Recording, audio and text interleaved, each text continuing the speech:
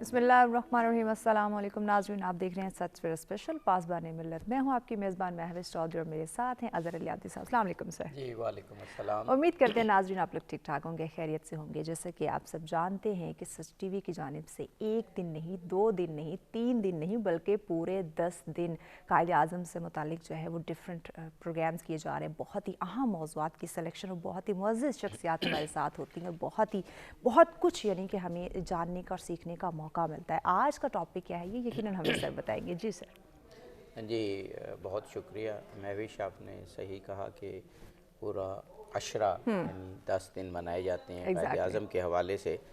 और हम अपने गुज़िश्ता प्रोग्राम्स में सच टीवी की मैनेजमेंट और सच टीवी चलाने वालों, इसकी विज़न बनाने वालों की बजा तौर पर तारीफ़ करते हैं, एग्जैक्टली। शुक्रिया अदा करते हैं। तो वो तो हम कर ही रहे हैं, बिल्कुल बिल्कुल। लेकिन आप ख़ुद इस चीज़ को भी देखिए कि जो हमारी मजहबी हस्तियां हैं उनको छोड़कर कौन सी ऐसी शख्सियत है जिस पर आप 10 दिन प्रोग्राम करेंगे और हर रोज़ एक नए पहलू पर प्रोग्राम बिल्कुल होगा, और बिल्कुल। जब 2 घंटे का प्रोग्राम ख़त्म होगा तो अभी भी बहुत कुछ कहने को बहुत कुछ बाकी होगा। Exactly true. तो मुझे तारीख़ में ख़ास तौर पर पाकिस्तान और तहरीक पाकिस्तान की तारीख़ में शायद अल्लामा इकबाल के अलावा और कोई ऐसी शख्सियत नज़र नहीं आती कि जिस पे आप 10 रोज़ प्रोग्राम करें और हर रोज़ एक नया मौजू लाएँ। नया एग्जैक्टली। और बल्कि आज तो हमने 2 मौज़ूआत का सही इंतखाब किया सही।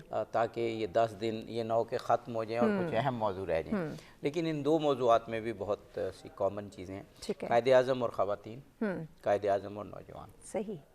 दुनिया में कोई भी तहरीक नौजवानों के बगैर और ख़वातीन के ख़वातीन बगैर कामयाब नहीं हो सकती, बिल्कुल और वजह जो लोग फरमा। तारीख़ का शऊर रखते हैं वही लीडर्स बनते हैं। बिल्कुल। कायदे आज़म ने नौजवानों को और ख़वातीन को बहुत ज़्यादा अहमियत दी और मोबिलाइज़ किया, और ख़वातीन और यूथ के बारे में जो कुछ आपने कहा, कुछ वक्त मैं वो पढ़ता हूँ तो मुझे तो ऐसे लगता है जैसे उनकी सोर्स ऑफ इंस्पिरेशन ज़बरदस्त। पैगंबरों से है।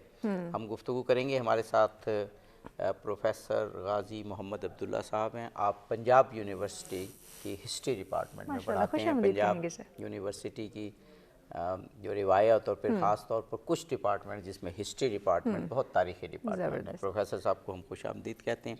लाहौर से आप तशरीफ़ लाए हैं। ज़बरदस्त। प्रोफेसर डॉक्टर फौजिया उमर साहिबा, आप अल्लामा इकबाल ओपन यूनिवर्सिटी में पढ़ाती हैं। आपका शोबा भी तारीख़ है, और आपने देखा कल माशाल्लाह बिल्कुल बहुत वेलकम करते हैं ज़बरदस्त आपको। आपकी थैंक यू। पार्टिसिपेशन थी कल। और हमारे साथ प्रोफेसर डॉक्टर शहजाद कैसर साहब मौजूद हैं, और आपकी पीएचडी ही मोहम्मद अली जिन्ना और मुस्लिम ज़बरदस्त लीग पर है, और आप नमल यूनिवर्सिटी में असिस्टेंट ज़बरदस्त वेलकम प्रोफेसर करते हैं सर आपको। हैं। जनाब प्रोफेसर साहब, आपसे हम इब्तदा करते हैं। प्रोग्राम के पहले हिस्से में हमारे पास वक्फे पे जाने से कब जी 7-8 मिनट होते हैं तकरीबन। जी, लेकिन पता नहीं होता आप कब रोक में। तो हम चाहते हैं कि थोड़ा थोड़ा सब मेहमानों से पूछ लें। तो पहले इन दोनों सब्जेक्ट पे अमूमी बात हो जाए कि कायदे आज़म की जो 2 बहुत अहम फैक्टर्स होते हैं माशरे में, कोई तहरीक कामयाब नहीं हो सकती उनके बगैर। इस रेफरेंस से कायदे आज़म ने तहरीक पाकिस्तान को किस तरह से देखा और लेकर चले? बहुत शुक्रिया मुझे इस फोरम पे आके कुछ अपने ख़यालात का इज़हार करने का मौका दिया आपने। देखिए, मौजू वाकई जैसा आपने फरमाया कि कायद-ए-आज़म मोहम्मद अली जिन्ना जैसी शख्सियत हो, तो ये मैं मुत्तफ़िक हूँ कि अल्लामा मोहम्मद इकबाल के बाद शायद कायद-ए-आज़म ऐसे शख्सियत हैं जो डिज़र्व करते हैं कि 10 दिन के लिए उनको याद किया जाए। कायद-ए-आज़म मोहम्मद अली जिन्ना की शख्सियत और उनके जो तसव्वुरात, फिर उन्होंने जो अपना कंट्रीब्यूट किया तहरीक पाकिस्तान में, तो मेरा ख़्याल है किसी शख्सियत के बारे में जायज़ा लेने के लिए बहुत ज़रूरी होता है कि उस शख्स की जो अपनी निजी ज़िंदगी, उनके जो अपनी ज़ाती ज़िंदगी में जो रवैये हैं जिनका आपने ज़िक्र किया, 2 बड़े अहम पैराडाइम्स हैं, नौजवान और ख़वातीन, तो जिनके बग़ैर मैं समझता हूँ कि माशरा जो है वो बेहतर अंदाज से आगे नहीं बढ़ सकता। तो इस हवाले से अगर कायद की ज़िंदगी को देखा जाए तो बतौर नौजवान उनकी अपनी ज़िंदगी बहुत बड़ी इंस्पिरेशन है। जी जी। और ये कैसे मुमकिन है कि कायद-ए-आज़म वो नौजवानों से जो उन्होंने तवक्कुआत वाबस्ता की, تحریک پاکستان میں، پھر تحریک پاکستان کے دوران مسلسل ان کا فوکس اس بات پہ تھا کہ نوجوانوں کو آرگنائز کیا جائے. جیسے فار ایگزامپل اگر پنجاب مسلم لیگ کو دیکھیں، جہاں پہ بہت بعد میں مسلم لیگ یہاں پہ اسٹیبلش ہوئی ہے، تو اس میں سب سے زیادہ فوکس اسی بات پہ تھا کہ نوجوانوں کو آگے بڑھایا جائے، ان کو موٹیویٹ کیا جائے. خواتین کی بات اگر کریں تو ان کی ذاتی زندگی میں دیکھ لیں کہ مس فاطمہ جناح سے بڑا اور کوئی نام ہمارے سامنے نہیں ہے، اور مسلسل ایک بھائی نے اپنی بہن کو جس طریقے سے آگے رکھا اور مسلسل انہیں موٹیویٹ بھی کیا، اور نہ صرف موٹیویٹ کیا بلکہ قدم قدم پر تحریک پاکستان میں ان کے ساتھ رہیں، اور اس سے ہم بہت کچھ سیکھ سکتے ہیں. میرا خیال ہے کہ آج کے پاکستان میں ہمارے ہاں جو بہت سارے معاشرتی مسائل ہیں، خواتین کے بارے میں ہمارے تصورات بہت زیادہ مجروح ہو چکے ہیں، جو بدقسمتی ہیں. تو میں اکثر کہا کرتا ہوں کہ ہمارے لیے سب سے بڑی انسپریشن علامہ محمد اقبال اور قائد اعظم محمد علی جناح ہے. ان سے ہم بہت کچھ سیکھ سکتے جی ہیں. بالکل ٹھیک. ڈاکٹر فوزیہ عمر صاحبہ، دو موضوعات کو پروگرام کی جو تمہیدی گفتگو ہے اس میں آپ کس طرح بیان کریں گی؟ میں یہ سمجھتی ہوں کہ ایک چھوٹی سی اسٹیٹمنٹ ہی اس ساری گتھی کو سلجھا سکتی ہے. قائد اعظم محمد علی جناح جب ویمن ایمنسپیشن کی بات کرتے ہیں اور خواتین کے کردار کی بات کرتے ہیں تو وہ شولڈر ٹو شولڈر کا ورڈ یوز کرتے ہیں کہ شانہ بشانہ مردوں کے ساتھ خواتین نے ایک important section of the society کے طور پہ کام کرنا ہے. اور جہاں تک اسٹوڈنٹس کی اگر ہم بات کریں تو آپ کو پتہ ہے کہ جس ریجن میں ہم رہتے ہیں وہ ایک ایسا ریجن ہے جہاں یوتھ کی تعداد بہت زیادہ ہے ایز کمپیئر ٹو باقی جو ایج گروپس ہیں. تو مور دین 60% اگر ہم سیفلی بات کریں تو یہ ایک بہت بڑی تعداد ہے. 65% تک کہتے ہیں. ایگزیکٹلی. ڈاکٹر صاحب آپ سے مزید ہم جانیں گے، بریک کی جانب بڑھنا ہے. بریک کے بعد آپ ہی سے ہم کنٹینیو کریں گے. ناظرین ہمارے ساتھ رہیے گا، ملتے ہیں ایک شارٹ بریک کے بعد.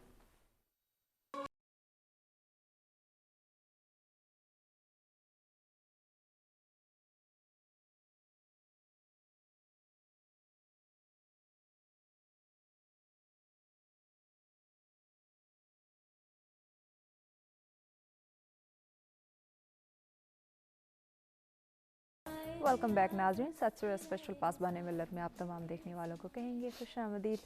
ناظرین بہت ہی اہم ٹاپک آج کا، موضوع شخصیات ہمارے ساتھ موجود ہیں. بہت کچھ یقین آج ہمیں جاننے کا اور سیکھنے کا موقع ملے گا. تو ڈیفینیٹلی آپ لوگ پارٹیسپیٹ کر سکتے ہیں، لائیو کال کے ذریعے اپنی رائے کا اظہار کر سکتے ہیں. ہمارے معزز مہمانوں سے بات کرنا چاہتے ہوں، کوئی سوال کرنا چاہتے ہوں تو بھی آپ لائیو کال کر سکتے ہیں. نمبر آپ کی اسکرین پر موجود ہیں.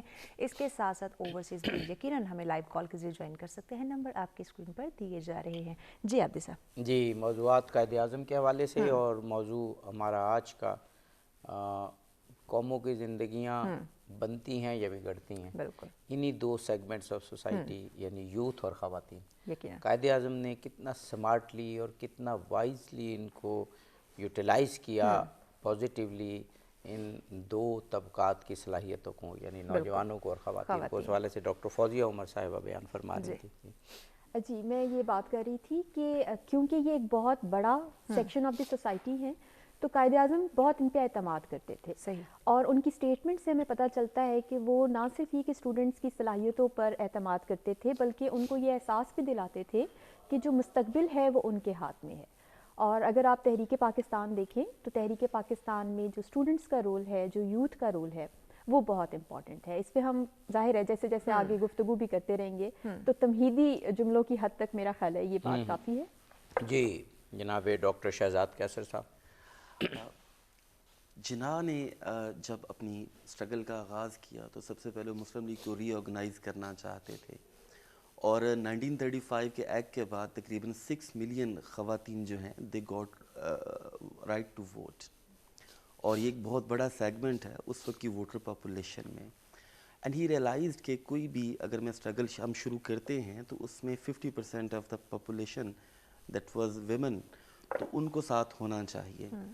اور اسی وجہ سے انہوں نے ذرا سا بھی اگر کسی نے پش کیا ہے تو آپ دیکھیں کہ 1937 میں ہی جناح نے جو ہے پہلی دفعہ ویمن سب کمیٹی اور ویمن ونگ کے لیے جو ہے ایکسیپٹ کر لیا کہ ٹھیک ہے جی ہم اس کو فارم کریں گے، جو کہ اگلے سال جا کے ہوتا ہے. اور یہ ایک بہت میجر سٹیپ تھا کہ خواتین کو اس سیکلوڈڈ معاشرے میں پالیٹکس میں لے کے آنا. جی، اور یہ بہت بڑی بات تھی کیونکہ اس اسی وقت پردہ ایرا میں اور انہی سالوں میں قائد اعظم نے سوچا نا کہ مسلم لیگ کو عوامی بنانا ہے، اور کچھ ان کے سامنے ایک ویژن آ گئی تھی. گو 1940 میں ریزولوشن پاس ہوئی، لیکن 37 کے اراؤنڈ علامہ اقبال اور قائد اعظم تقریباً متفق ہو گئے تھے کہ اب ایک مشن ہم نے جی بنانا بالکل ہے پاکستان کے حوالے سے. بالکل. اور اسی وجہ سے پھر آپ دیکھیں کہ ادھر کانگریس اپنا میس کانٹیکٹ موومنٹ چلا رہی ہے، جو کہ آپ کی مسلم آئیڈینٹی کو ایک طرح سے کرش کرنے کی ایک سازش تھی. تو جناح نے جو ان کا پہلا سٹیپ تھا، میرے خیال میں یہ ہے کہ اس وقت کے حساب سے he was a statesman, he knew the worth of women, اور وہ ان کو جو ہے سیاست میں لے کے آئے. دوسرا جہاں تک یوتھ کا تعلق ہے تو اگر ہم دیکھیں تو جناح کی اپنی student life he was quite vibrant at that time.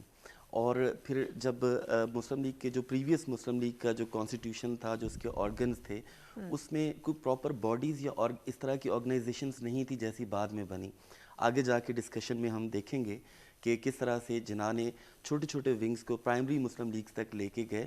اور اس زمانے میں جیسے مجھے یاد آ رہا ہے کہ احمد سعید کرمانی صاحب، he was part of Pakistan movement. تو کرمانی صاحب بتاتے ہیں کہ مسلم اسٹوڈنٹس جو ہیں وہ اتنے چارج تھے کہ وہ ایک سائیکل پہ دو لوگ اور تھوڑے سے بھنے ہوئے چنے وہ لے کے گاؤں گاؤں ہر جگہ جاتے تھے، اور 15 دن کا وہ ٹور لگا کے آتے تھے پاکستان کا میسج دینے کے لیے.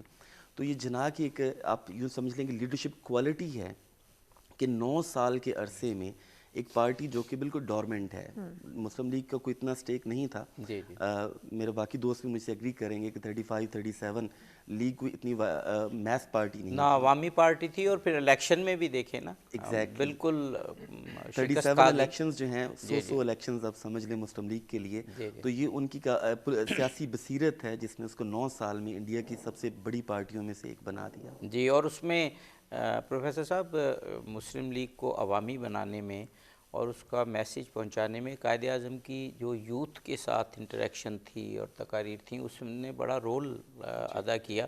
ہم دیکھتے ہیں کہ انہوں نے جو ایجوکیشن انسٹیٹیوشنز ہیں ان کو بہت یوٹیلائز کیا، اور اس دور میں سب کانٹیننٹ میں جب اس طرح کی جس کو سریع الحرکت، وہ مینز تو نہیں تھے، ذرائع نہیں تھے، ٹرینز ہوتی تھیں اور کچھ بھی نہیں تھا اس طرح کا. تو کولکتہ سے اور علی گڑھ سے اسلامیہ کالج پشاور تک جانا اور ڈریس کرنا وہاں پہ، اس نے ایک بڑا اہم رول ادا کیا. جی ہاں، آپ درست فرما رہے ہیں. اور اس میں بہت اہم چیز یہ ہے کہ قائد اعظم نے 2 تعلیمی ادارے ایسے ہیں خاص طور پہ جن کا ذکر کرنا ضروری ہے، جو نوجوان اور قائد اعظم ان کے حوالے سے ہمارے لیے بڑی اہمیت کے حامل ہیں. ایک ہم جانتے ہیں علی گڑھ یونیورسٹی، اور دوسرا اسلامیہ کالج لاہور. بالکل صحیح. اور یہ بہت ایک میننگ فل چیز ہے کہ قائد اعظم محمد علی جناح نے تحریک پاکستان کے جو ہراول دستے کے طور پہ نوجوانوں کو بہت زیادہ موٹیویٹ کیا. تو اس میں ان دونوں تعلیمی اداروں کا بہت کردار ہے. کئی مثالیں، سینکڑوں مثالیں ایسی موجود ہیں. علی گڑھ کے طلباء کے ساتھ قائد اعظم کی جو محبت ہے وہ بالکل عیاں ہے. اس میں اتنا آرکائیول میٹیریل موجود ہے، پبلش بھی ہو چکا ہے. اسی طرح اسلامیہ کالج جو ریلوے روڈ ہے لاہور میں، یہ ایک بڑا تاریخی ادارہ تھا، اور یہاں پہ قائد اعظم خود بھی تشریف لائے اور بڑے اہم مواقع پہ انہوں نے، چونکہ یہ سمجھ لیجئے کہ اگر مسلم ہندوستان کو خطاب کرنا ہے تو قائد اعظم بڑی اچھی طرح سے یہ جانتے تھے کہ علی گڑھ اور اسلامیہ کالج یہ 2 ایسے پلیٹ فارم ہیں جہاں سے وہ خطاب کریں. اب نوجوانوں کی ہم بات کر رہے ہیں، میرا چونکہ ایریا آف اسپیشلائزیشن جو ہے خاص طور پہ مسلم بنگال ہے، تو اس ریفرنس میں اگر ہم دیکھیں تو مثلا مسلم لیگ جو بنگال میں چیپٹر جو ہے، اس کو وائبرنٹ بنانے میں it was the most vibrant chapter in whole of India. یعنی 1944 میں اگر ہم اعداد و شمار جو ہمیں بتاتے ہیں کہ مسلم لیگ کی جو فارمل ممبرشپ تھی یہ 5.5 لاکھ تک پہنچ چکی تھی، اور اس میں کلیدی کردار بنگالی نوجوانوں کا تھا. شاید یہ ہماری آج کی نسل کے لیے اچنبھا ہو کہ اس زمانے میں مسلم بنگالی نوجوانوں میں بہت سارے لوگوں کے جو نام آتے ہیں تو ان میں ایک شیخ مجیب الرحمان بھی ہیں. جی جی شیخ مجیب الرحمان صاحب 1940 کی جو قرارداد لاہور جو پیش ہوئی ہے، اگر اس کی مثال لیں تو بنگال سے آنے والا جو وفد تھا جس کو پھر لیڈ کرتے ہوئے اے کے فضل الحق یہاں پہ پہنچے ہیں، اس کا یہ جو احوال لکھا ہے وہ فار ایگزامپل عاشق حسین بٹالوی صاحب ایک بڑا اہم نام جی ہے. جی جی اور اسی طرح مثلا میں ان کے میموائرز میں بھی ایک جگہ ذکر ہے جو بھی حال ہی میں تھوڑا سا پہلے پبلش ہوئے، ان کے تراجم موجود ہیں. تو اس میں ایک جگہ انہوں نے ذکر کیا ہے کہ جب میں دہلی میں پہنچا جی تو ڈاکٹر صاحب یہ اہم بات جو جی ہے اور جی بڑا اہم واقعہ، اب بریک کے بعد ہم یہیں سے سلسلہ جوڑیں گے انشاءاللہ. انشاءاللہ ناظرین، بہت ہی اہم ٹاپک اور بہت ہی خوبصورت ڈسکشن کا سلسلہ جاری ہے. اس گفتگو کے سلسلے کو ہم آگے بڑھائیں گے، لیکن اس بریک کے بعد ہمارے ساتھ رہیے گا.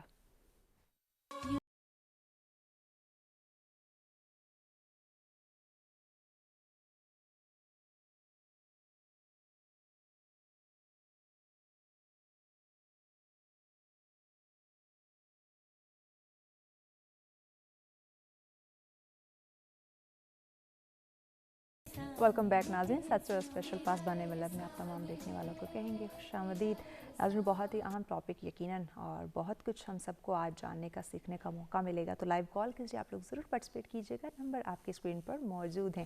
جی عابدی صاحب. جی پروفیسر غازی محمد عبداللہ صاحب، مسلم نوجوانوں کو کس طرح قائد اعظم نے ایک ولولہ دیا اور کس طرح پھر ان کی صلاحیتوں کو استعمال کیا، اس پر گفتگو ہو رہی ہے. جی ہم ذکر کر رہے تھے شیخ مجیب الرحمن کا. انہوں نے اپنی یادداشتوں میں لکھا ہے بڑی تفصیل سے، اور یہ شاید آج کی نوجوان نسل کے لیے یہ ایک بہت اہم بات ہو سکتی ہے کہ اس زمانے میں قائد اعظم کی شخصیت کا اعجاز ہے کہ انہوں نے مسلم نوجوان، چاہے وہ بنگال سے تھے، چاہے وہ پنجاب سے تھے، یا پشتون تھے، بلوچ تھے، کسی بھی سیکٹ سے تھے، کسی بھی زبان کو بولنے والے تھے، یہ ان کی لیڈرشپ کا اعجاز ہے کہ انہوں نے سب کو ایک پلیٹ فارم پہ لا کھڑا کیا تھا.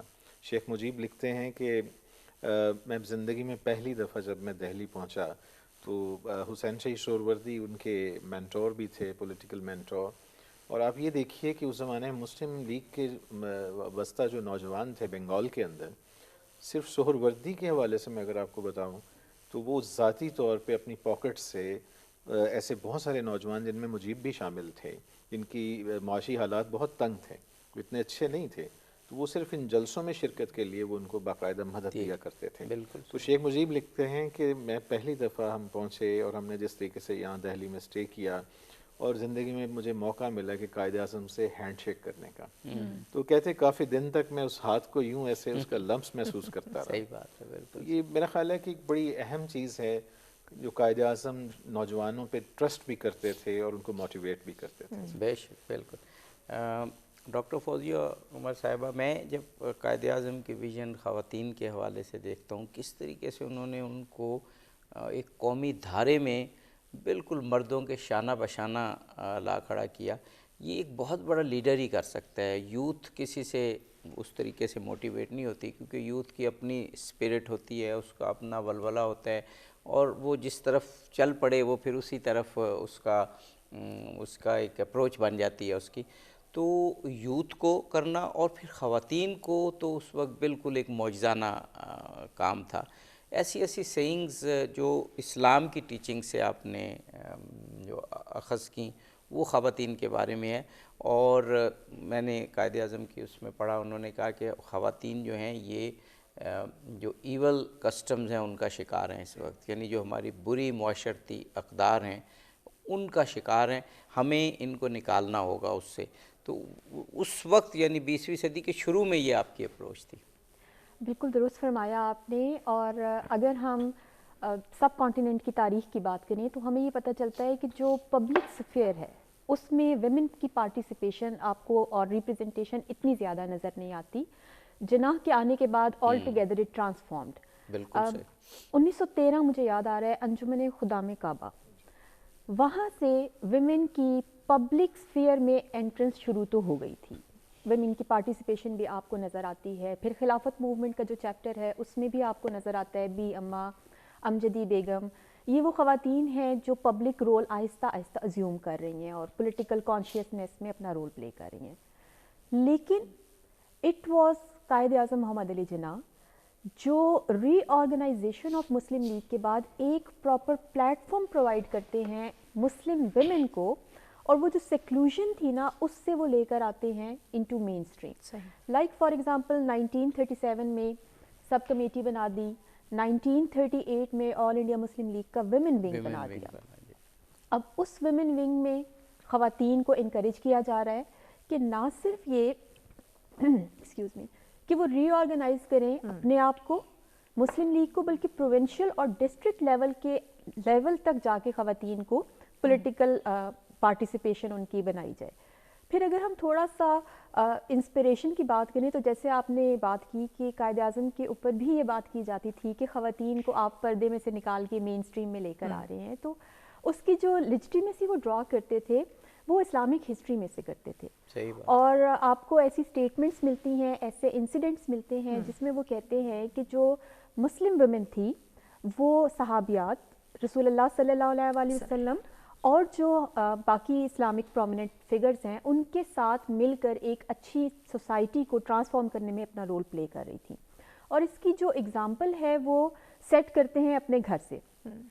8 سال کی تھیں فاطمہ جناح صاحبہ, جب ان کے والد کی وفات ہو گئی تو محمد علی جناح نے ان کے گارڈین بن گئے.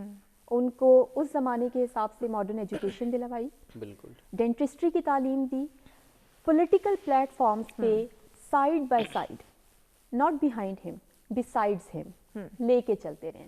تو بہت سارے ایسے انسیڈنٹس ہیں, بہت سارے ایسے واقعات ہیں جن سے ہمیں پتہ چلتا ہے کہ وہ خواتین کو ایک بہت امپورٹنٹ اسٹرینتھ سمجھا کرتے تھے, اور وہ اس میسج کو جو پاکستان کا میسج تھا اس کے لیے خواتین کی اہمیت کو ہمیشہ ہائی لائٹ کیا کرتے تھے. جی ڈاکٹر شہزاد قیصر صاحب, آپ نے تو وہ جو ابھی میں آپ سے سن رہا تھا کہ پی ایچ ڈی بھی اسی ایرا اور مسلم لیگ کی جدوجہد پہ کی, تو کون کون سے ایسے سگنیفیکنٹ مواقع تھے جو آپ سمجھتے ہیں کہ قائد اعظم نے, ابھی ہم خواتین کی بات کر رہے ہیں اور پھر نوجوانوں کی بھی بات کریں گے, بہت ہی وائزلی ان کی جو ایک پوٹینشیل ہے اس کو استعمال کیا؟ مسلم لیگ کی ری آرگنائزیشن جیسے فوزیہ نے بات کی, اور اس وقت جو مسلم لیگ کا پہلا ونگ بنا تو سب سے پہلی بات یہ ہے کہ لیگ کے اندر جو اس کا سٹرکچر ہے, پاور سٹرکچر, اس میں سب سے اوپر کا ونگ ہے ورکنگ کمیٹی. اس میں 22 لوگ ٹوٹل ہیں پورے انڈیا سے, اور وہ ہر سال جو ہے نومینیٹ ہوتے ہیں, اور یہ پورا سب کانٹیننٹ پشاور سے لے کے, اور 22 پیپل انکلوڈنگ ایوری باڈی. تو جناح نے سب سے پہلے جو ہے بیگم محمد علی جوہر ان کو اس میں نومینیٹ کیا, جو کہ اس وقت کے حساب سے that was quite different thing, کیونکہ سارے میل, اور سب سے بڑی بات ہے نواب اور بڑے بڑے لوگ جو تھے وہ سمجھے جاتے تھے جن کا پولیٹیکل انفلوئنس زیادہ تھا تو وہی ورکنگ کمیٹی کا حصہ بنیں گے. اس کے بعد جب نیکسٹ ایئر 1940 لاہور ریزولوشن کے بعد مسلم لیگ کے جو آرگنز ہیں جب ان کی ایکسپینشن ہوتی ہے تو وہاں پہ ہمیں نام آتا ہے آل انڈیا مسلم اسٹوڈنٹس فیڈریشن, جو کہ 1940 میں بہت میچور ہو چکی تھی. تو جیسے ہی جناح کے پاس پروپوزل جاتا ہے کہ there should be a female student federation, تو جناح امیجیٹلی اپرووڈ, بلکہ لاہور میں 1940 میں ہی جو خواتین. اچھا, ہم ایک بریک لینا ہے, بریک کے بعد یہ بہت اہم انسیڈنٹس ہیں جو آپ بتا رہے ہیں, ذکر کیجیے گا. ایگزیکٹلی ناظرین, بہت اہم پوائنٹس اور بہت ہی خوبصورت ڈسکشن کا سلسلہ جاری ہے, اس سلسلے کو اسی طرح سے جاری رکھیں گے, لیکن اس شارٹ بریک کے بعد ہمارے ساتھ رہیے گا.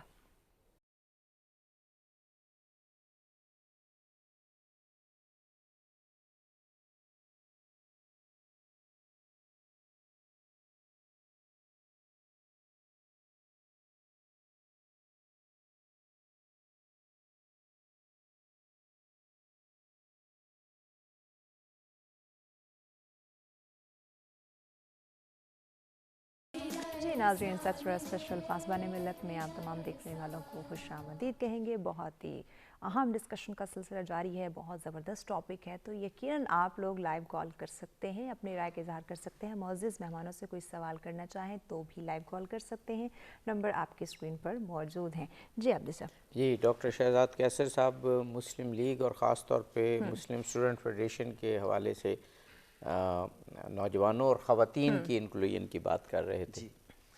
تو جناح نے خود وہاں پہ اتنی مصروفیت کے باوجود اسلامیہ کالج فار گرلز وہاں پہ جاتے ہیں, اور ان کا کہنا جو ہے وہ بڑا بعد میں, ابھی میرے خیال میں آپ سب کو یاد ہوگا کہ کوئی بھی قوم جو ہے اس وقت تک ترقی نہیں کر سکتی جب تک اس کی خواتین اس ان کے کے ساتھ نہیں بالکل ہیں۔ بالکل اور پھر اس کے ساتھ میں مسلم لیگ کا ایک اور بڑا امپورٹنٹ آرگن تھا، وہ تھا مسلم لیگ نیشنل گارڈز۔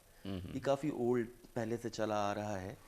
تو نیشنل گارڈز کو جب ریسٹرکچر کیا گیا تو ویمن نیشنل گارڈز جو ہیں وہ بھی اس میں پھر شامل کی گئیں، جو کہ باقاعدہ ان کی وہی آرگنائزیشن، وہی سٹیٹس، وہی آلموسٹ یونیفارم دوپٹے کے ساتھ، تو ان کو وہاں پہ بھی اور جگہ یہ ہم دی گئی۔ 1930s 1940s کی بات کر رہے ہیں کہ جہاں مسلم اسٹوڈنٹ فیڈریشن میں بوائز ونگ ہے، اور گرلز خواتین ونگ کا ہے، ونگ ہے۔ نیشنل گارڈز میں گرلز ونگ ہے۔ تو کس طریقے سے، اسی لیے کہتے ہیں نا کہ پاکستان کا بننا یہ ایک معجزہ ہے، اور قائد اعظم کے علاوہ شاید کوئی نہ کر سکتا، اور قائد اعظم کی اسٹرینگس یہ نوجوان اور خواتین تھیں۔ بالکل۔ تو پھر جو خواتین کی طرف سے ایک ڈیمانڈ تھی کہ آپ لوگوں کو ایڈوائز کریں کہ اپنی خواتین کو ایجوکیٹ کریں، let them participate into politics and education. اور جناح نے اس کے لیے ایک اسٹیٹمنٹ بھی ان کی اویلیبل ہے چھوٹی سی اس کے اوپر، کہ آپ اپنی خواتین کو جو ہے انہیں پردہ سے باہر لائیں اور ان کو ایجوکیٹ کریں۔ گھر میں، پردہ سے مراد گھر میں بند نہ رکھیں، ایک گھر میں کلوز نہ رکھیں۔ نہیں وہ ہے کہ جو اگر خواتین کو چار دیواری میں بند کر دیں گے تو ترقی کا کوئی سوال ہی پیدا نہیں ہوتا۔ اور سب سے ونڈرفل جو اس وقت ایونٹ تھا وہ یہ تھا کہ 1943 کا جو لیگ سیشن تھا اس میں باقاعدہ یہ سارے ونگز اویلیبل تھے۔ ویمن سب کمیٹی کے 32 ممبرز تھے۔ اس وقت تک ان کو آلموسٹ بہت ساری جگہوں پہ رسپانسبلٹیز دی گئی تھیں۔ جناح نے ان کے سلیکشن بھی اس طرح سے کیے کہ ہر پروونس سے ایک یا دو جو خواتین ہیں ان کو ویمن سب کمیٹی میں رکھا، تاکہ جا کے لیگ کی جو ایکسپینشن ہے اس ایکسپینشن میں اپنا کام کریں۔ اور وہ پروونشل لیگ میں ظاہری بات ہے کہ ایک پروونس کی سینٹرل لیگ ہے جو کہ اپنی ایفیلیشن ان کے ساتھ تھی۔ لیگ کا آئین یہ کہتا تھا کہ 10% مسلم آبادی جو ہے that should be part of League as member, اور فی بہت تھوڑی کر دی جو کہ نوجوانوں کے لیے بھی تھی کہ 2 آنا صرف ممبرشپ فی تھی مسلم لیگ کی، جو اس زمانے میں that could be easily affordable for anybody کہ 2 آنا آپ پے کریں اور اس کا حصہ بن جائیں۔ اور پھر خواتین اسٹوڈنٹس کے علاوہ جو خواتین کو لانے کے لیے ایک اور کنڈیشن ریموو کی گئی کہ ضروری نہیں ہے کہ آپ اسٹوڈنٹ ہوں، نیشنل گارڈز کی آپ ممبرشپ لے سکتی تھیں، اور اس کے لیے آپ کو جو ہے رعایت تھی کہ آپ ایکس اسٹوڈنٹ ہے تب بھی آپ آ جائیں۔ تو اس طرح سے جو تحریک پاکستان کا مومنٹم ہمیں نظر آتا ہے اس میں خواتین کی اکثریت جو ہے وہ الیکشن کیمپین میں پھر ہمیں نظر آتی ہے۔ اور پھر سول ڈس اوبیڈینس جس پہ ہم آگے جا کے بات کریں گے کہ وہاں پہ تو انہوں نے مردوں سے بھی زیادہ کام کیا، پرٹیکولرلی ان لاہور۔ جی بے شک بے شک۔ پروفیسر غازی محمد عبداللہ صاحب، قائد اعظم نے ابھی آپ ذکر کر رہے تھے، میرا خیال ہے اس کو تھوڑا اور ایمفیسائز کرنا ضروری ہے کہ تعلیمی درسگاہوں کو اس وقت کے حالات کے مطابق، علی گڑھ کو تو آپ نے اپنا اسلحہ خانہ قرار دیا کہ یہ جو طلبہ ہیں علی گڑھ کے، یہ ہمارا، اور خود علی گڑھ کا انسٹیٹیوشن یہ ہمارا اسلحہ خانہ ہے، آرسنل ہے۔ اس کے بعد اسلامی کالج لاہور کی آپ نے بات کی، اسلامی college Peshawar, Edward college Peshawar, اس کے بعد دیگر انسٹیٹیوشن، تو سندھ مدرسۃ الاسلام، بالکل آپ نے درست فرمایا۔ تو اس جگہ پہ یوتھ کو ان کے بالکل قریب ہو کے، یعنی قائد اعظم ظاہر ہے اس وقت تو نوجوان نہیں تھے، لیکن ایک ایسی لیڈرشپ کا ان کے بالکل دلوں کے قریب آ کے خطاب کرنا، اور پھر ان میں ایک انقلابی اسپرٹ پیدا کر دینا، یہ قائد اعظم کا بتاتا ہے کہ یہ ان کو لیڈرز کی جو صف ہے اس میں بہت اونچا کر دیتا ہے۔ جی دیکھیں، اس میں یہ جو آپ کا سوال ہے یہ براہ راست اس سے تعلق رکھتا ہے کہ جو قیادت ہوتی ہے اس کے لوازم کیا ہوتے ہیں۔ تو ایک کامیاب، ایک کرشماتی شخصیت جب ابھرتی ہے تو اس کے پس منظر میں جو سب سے اہم چیز یہ ہوتی ہے کہ جو حالات کیا ہیں، اور ان حالات کے تحت جو آپ کے جو فالوورز ہیں ان کے سامنے مسئلہ کیا درپیش ہے، اور پھر اس مسئلے کا آپ کے پاس حل کیا ہے۔ بالکل درست۔ یہ جو 3 مراحل ایسے ہیں، میرا خیال ہے کہ ان کو اگر قائد کی زندگی کو اگر آپ اس کا احاطہ کریں تو بڑی واضح آپ کو بات نظر آئے گی۔ قائد ان تینوں مراحل میں انتہائی کامیاب شخصیت کے طور پہ ابھرتے ہیں۔ انہیں حالات کا انہوں نے بہت اچھا تجزیہ کیا، انہوں نے حالات کا بہترین حل پیش کیا، اور انہوں نے اپنی قوم کی نفسیات اور مخصوص اس کے ٹیمپرامنٹ کو مد نظر رکھتے ہوئے ان کو موٹیویٹ کیا۔ میرا خیال ہے کہ مسلم یوتھ کا جو ایک ان کی طرف لپکنا ہے، جس کی لامتناہی مثالیں ہیں ہمارے پاس، چاہے وہ کوئی بھی خطہ تھا ہندوستان کا، اور اس سلسلے میں بے شمار ایسی چیزیں، مثال کے طور پہ علی گڑھ میں جاتے ہیں تو وہاں پہ اتنا جمع غفیر اکٹھا ہوتا ہے کہ جناح جو ہے ان کی گاڑی کو اٹھا لیا جاتا ہے سارا. اور یہ چیزیں ایسی ہیں. اسی طرح یہ بات صرف علی گڑھ کی نہیں ہے، ہم یہ کہہ سکتے ہیں بنگال کی میں بات کر رہا تھا. بنگال میں آپ یہ دیکھیے کہ جب ری آرگنائزیشن کا عمل شروع ہونے سے پہلے جب قائد کلکتہ کا بڑا مشہور ریلوے اسٹیشن ہے ہاوڑا ریلوے اسٹیشن، وہاں پہنچتے ہیں تو بمشکل ان کا استقبال کرنے کے لیے 3 سے 4 افراد موجود تھے، جن میں ایک MS اصفہانی تھے.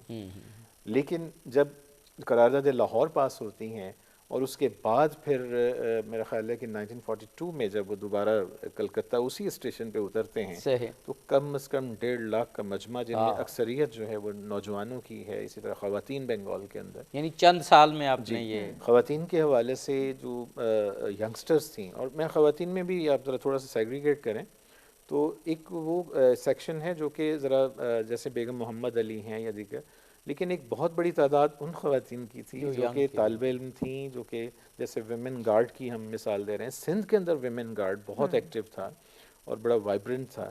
میرا اپنا یہ خیال ہے کہ خواتین کے اور نوجوانوں دونوں کے رول کے حوالے سے قائد کی جو اپنی ان کا جو مائنڈ سیٹ تھا، ان کا زندگی کے بارے میں جو نقطہ نظر ہے، اس کو سمجھنا بہت ضروری ہے.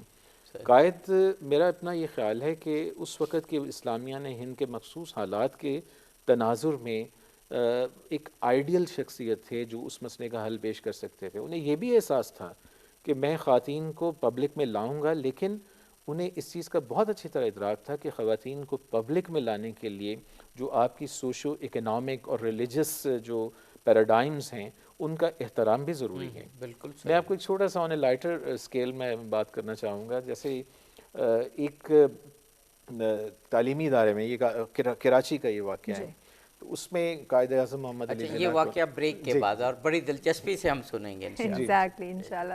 ناظرین ہمارے ساتھ رہے گا، یہ خوبصورت ڈسکشن کا سلسلے کو بریک کے بعد آگے بڑھائیں گے. دیکھتے رہیں سچ سویرا.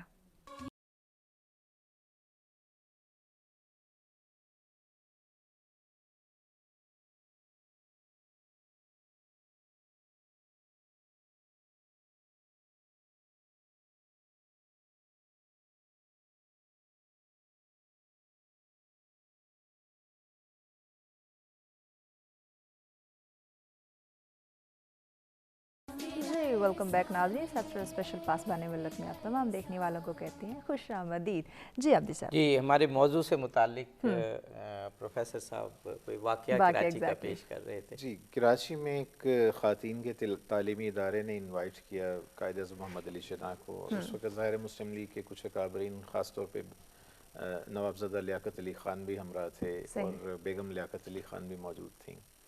تو اس موقع پہ اب ادارے کا ایک جو ڈیکوروم تھا اس کے مطابق انہوں نے کہا جی کہ کوئی میل ممبر جو ہے اس کی اجازت نہیں ہوگی اندر آنے کی. تو اس میں پھر بعض مخصوص جو قائد اعظم جناح اور نوابزادہ صاحب کو اجازت ملی کہ وہ اندر جائیں. مس فاطمہ جناح بھی ساتھ تھیں. تو قائد اعظم نے بڑا ایک یعنی یہ ان کی شخصیت کے حوالے سے نارملی ہم سمجھتے ہیں کہ ایک بڑا ایک سیریس کریکٹر ہے یہ ساری چیزیں. انہوں نے بڑے دلچسپ انداز میں کہا کہ مجھے افسوس ہوا ہے کہ مجھے بوڑھا کنسیڈر کیا گیا ہے. اور اس بات پہ پھر یعنی ان کا سینس آف ہیومر پہ تو اب بڑے آرٹیکل بلکہ ڈاکومنٹریز بھی ہیں. تو مس جناح نے پھر انہوں نے کہا کہ نہیں ایسی بات نہیں، آپ اس پہ دل پہ نہ لیجیے.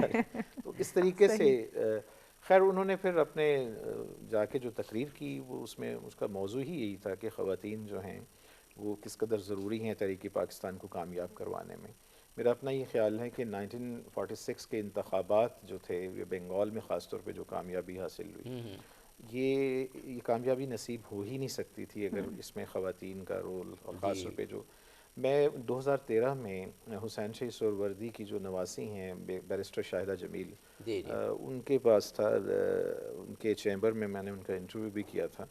تو اس میں انہوں نے کلکتہ کے حوالے سے اپنی یادیں جو ہیں، چونکہ یہ کلکتہ بیسڈ فیملی تھی تو بڑی پڑھی لکھی فیملی، تو انہوں نے کچھ اپنی یادیں اس میں شیئر کی ہیں.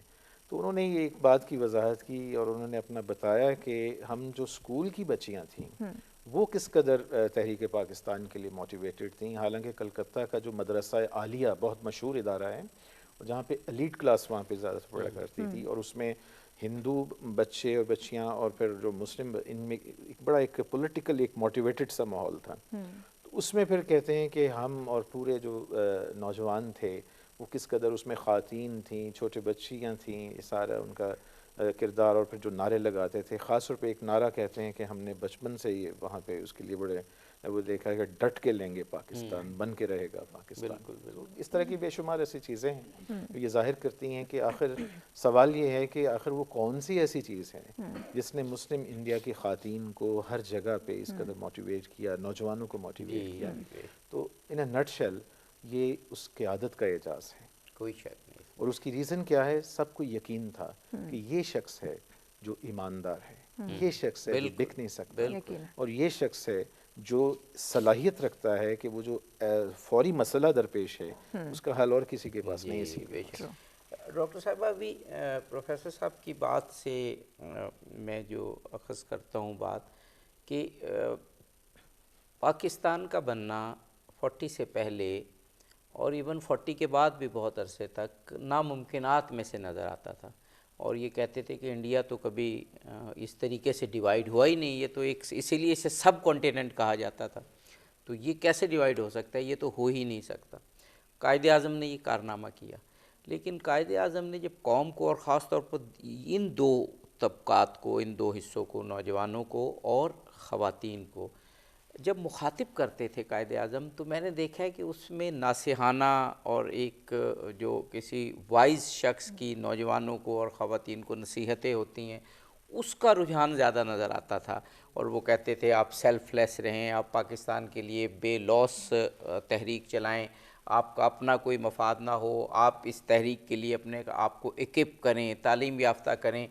یہ اس وقت تک ممکن نہیں ہوتا جب تک کہ اس لیڈر میں خود یہ بات نہ ہو. میں نے جو اپنے مطالعے سے اخذ کی قائد اعظم کی زندگی میں یہ بات کہ ان کے پیچھے اس وقت کی خواتین جو کہ اتنا ماڈرن زمانہ نہیں سمجھا جاتا تھا، اور نوجوان وہ کیوں ان کی قیادت میں ان کے پیچھے چلے، کہ وہ یہ دیکھتے تھے کہ یہ جو بندہ بات کر رہا ہے جب ہمیں کہہ رہا ہے کہ سیلف لیس ہو جاؤ، بے غرض ہو جاؤ، بے لوس ہو جاؤ، تو خود بھی بے لوس ہے.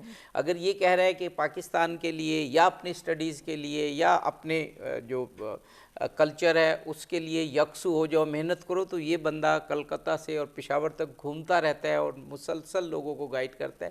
یہ ہماری قیادت کے لیے بھی ایک بہت بڑا سبق ہے کہ قوم اس وقت تک پیچھے نہیں جاتی جب تک کہ ان اپنے لیڈرز میں یہ خصوصیات نہ دیکھیں. بالکل درست فرمایا آپ نے. اور میں غازی صاحب کی بات ہی کو آگے لے کے چلتی ہوں کہ قوم سب سے پہلے یہ دیکھتی ہے کہ جو اس کا لیڈر ہے اس کے کال اور فیل میں تضاد ہے یا نہیں. اگر لیڈر کے کال اور فیل میں تضاد نظر آتا ہے تو آپ وہ اعتماد، وہ کانفیڈنس جو کہ عوام کا آپ کے اوپر ہوتا ہے وہ حاصل نہیں کر سکتے. تو قائد اعظم محمد علی جناح کی اگر ہم زندگی دیکھیں تو آپ کو ایز اے ینگ اسٹوڈنٹ کام اور صرف کام، جب وہ اسٹوڈنٹس کو کہتے ہیں کہ آپ کا مقصد کام اور صرف کام ہونا چاہیے، تو ان کی اپنی زندگی اس بات کا ایک مکمل مثال ہے کہ کس طرح سے انہوں نے انڈیا سے لندن جاتے ہیں تعلیم حاصل کرنے کے لیے، اور پھر وہاں محنت کر کے بیرسٹری کی تعلیم حاصل کرتے ہیں، پھر واپس آتے ہیں ایز اے ینگ بیرسٹر اور اسٹرگل کر کے اپنا ایک مقام پیدا کرتے ہیں. تو وہ جو ایک فیز ہے جس میں وہ باقی لوگوں کو کہہ رہے ہیں کہ آپ اسٹرگل کریں، تو اس کی انسپریشن اور اس کے پیرللز ڈرا کرنے کے لیے جناح کی اپنی زندگی موجود ہے جس سے لوگ انسپائر ہوتے ہیں. ویمن کی اگر ہم بات کریں تو قائد اعظم محمد علی جناح کی زندگی میں کچھ ایسی خواتین تھیں جو ان کے بہت قریب تھیں اور جن کی ذات کا ان کے اوپر بہت اثر تھا. ان میں سے ایک ان کی والدہ تھیں. ان کی والدہ کی وفات کے اوپر قائد اعظم جس طرح سے ایموشنلی آپ ان کا دیکھتے ہیں، ایک نظر آتا ہے آپ کو منظر، تو اس میں یہ پتہ چلتا ہے کہ بڑا پروفاؤنڈ امپیکٹ تھا ان کی والدہ کا، جس کی وجہ سے وہ ایک کامیاب انسان بن پائے. پھر نہ صرف والدہ، ان کی بہن کی مثال ہے، ان کی بیگم کی مثال ہے، سروجنی نائیڈو ان کی ایک بہت قریبی دوست تھیں جو پالیٹکس میں ان کو اپریشیٹ بھی کر رہی ہیں، ایڈمائر بھی کر رہی ہیں. اور جب میں یہاں پہ بات کرتی ہوں سروجنی نائیڈو کی، تو ایک چیز جو ہمیں جناح کی زندگی سے نظر آتی ہے جس میں وہ خواتین کی ایمانسپیشن کی بہت بات کرتے ہیں، تو وہ پیرللز ڈرا کرتے ہیں Muslim women with the Hindu women. صحیح بات. کانگریس بنتی ہے جی 1885 میں، اور جو ہندو وومن ہے اس کی participation in the Congress politics and all that وہ 1889 میں شروع ہو جاتی ہے. صحیح بات ہے.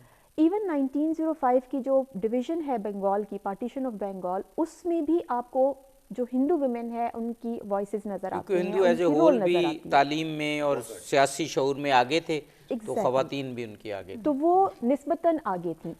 اس چیز سے قائد اعظم محمد علی جناح اس بات کو بہت محسوس کرتے تھے کہ جو Muslim women of Indian subcontinent ہیں ان کو بھی پبلک اسفیئر میں وہی رول اور وہی پوزیشن اپنی اچیو کرنی ہے جو ان کی پیرلل کاؤنٹر پارٹس کے پاس موجود ہے. اور مسلمانوں کے پیچھے رہ جانے کی جو وجوہات تھیں ان میں سے قائد اعظم یہ بھی ایک ڈرا کرتے تھے کہ خواتین ہماری پیچھے ہیں.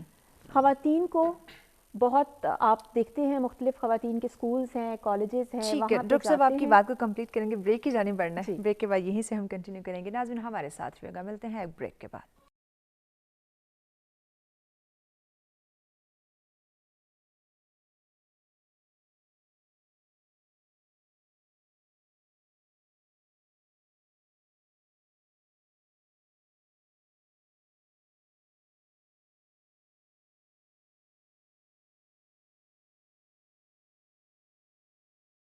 ویلکم بیک ناظرین، سسٹر اسپیشل پاسبان ملت میں آپ تمام دیکھنے والوں کو کہیں گے خوش آمدید. ناظرین آج کا ٹاپک انتہائی اہم بات کی جا رہی ہے، قائد اعظم اور نوجوان.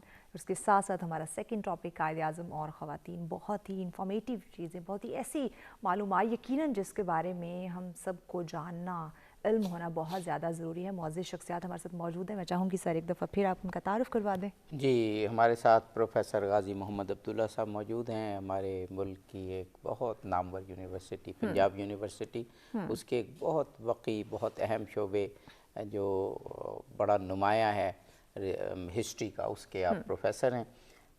پروفیسر ڈاکٹر فوزیہ عمر صاحب ہیں، آپ کا شعبہ بھی تاریخ ہے، پاکستانیت ہے، علامہ اقبال یونیورسٹی میں آپ پڑھاتی ہیں. اور پروفیسر ڈاکٹر شہزاد قیصر صاحب اسسٹنٹ پروفیسر ہیں نمل یونیورسٹی میں. تو مجھ سے غلطی ہونے لگی تھی کہ میں کسی میل ممبر سے سوال کرنے لگا تھا، لیکن مجھے ایک دم یاد آ گیا ڈاکٹر صاحبہ سے ہم نے بریک لی جی تھی. تو موضوع بھی قائد اعظم اور خواتین ہیں، تو اچھا ہوا کہ آپ نے بھی یاد دلا دیا. جی ڈاکٹر صاحبہ. جی بریک پر جانے سے پہلے جو ہم بات کر رہے تھے وہیں سے بات کے سلسلے کو آگے بڑھاتے ہیں. خواتین کا جو رول ہے، جیسے غازی صاحب فرما رہے تھے کہ ایک اچھا لیڈر وہ ہوتا ہے جو حالات کی نزاکت کو سمجھتے ہوئے چیلنجز کو آئیڈینٹیفائی کرتا ہے اور پھر ان چیلنجز کو رسپونڈ کرتا ہے. کیرزمیٹک لیڈر یہی ہوتا ہے.